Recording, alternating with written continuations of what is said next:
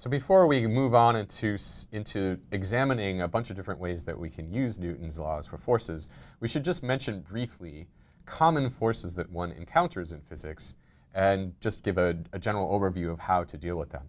So one of the most common forces that we feel all the time is the force due to gravity.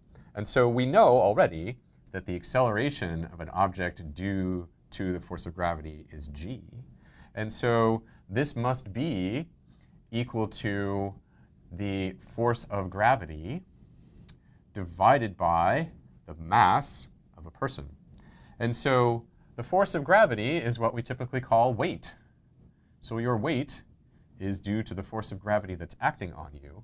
And so that's equal to the force of gravity, which is equal to your mass times the acceleration due to gravity.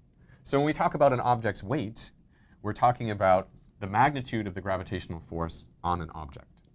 Note this is very different from the mass of an object. The mass of an object is intrinsic to the object. It's how much matter is packed in there. The weight is the force of gravity on that object wherever you are. So if you're in outer space, the force of gravity on the object is going to be 0.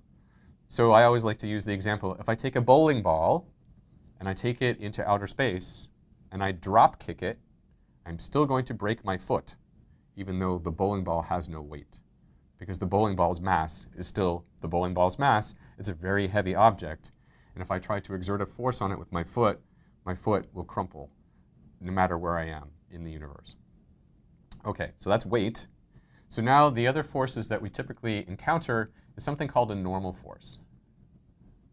And I will use the symbol sort of script n for that. And what this comes from is the situation that we're usually in. We're standing, say, on the floor. Here's my person. So if I have a person standing on the floor. Now, if we look at this person just standing there, their acceleration is 0. But we know that there's a force of gravity acting on this person. So this person has a weight acting on them.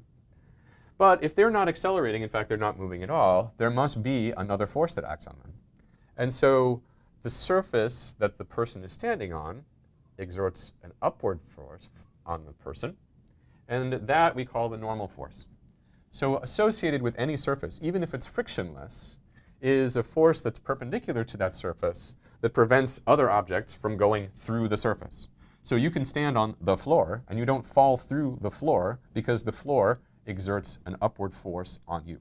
So whenever we have two objects that are in contact at a surface, the contact force between them, in this particular case, supports the person who's standing on the surface. And so a surface will generate a force that is perpendicular to it, whether or not there is friction, that prevents other objects from falling through it. So this is what we typically refer to as the normal force. So any surface generates a normal force. And so in most problems that we work with, these two kinds of forces will appear over and over again. So it's worth recognizing them and being able to put them into how we solve the problems.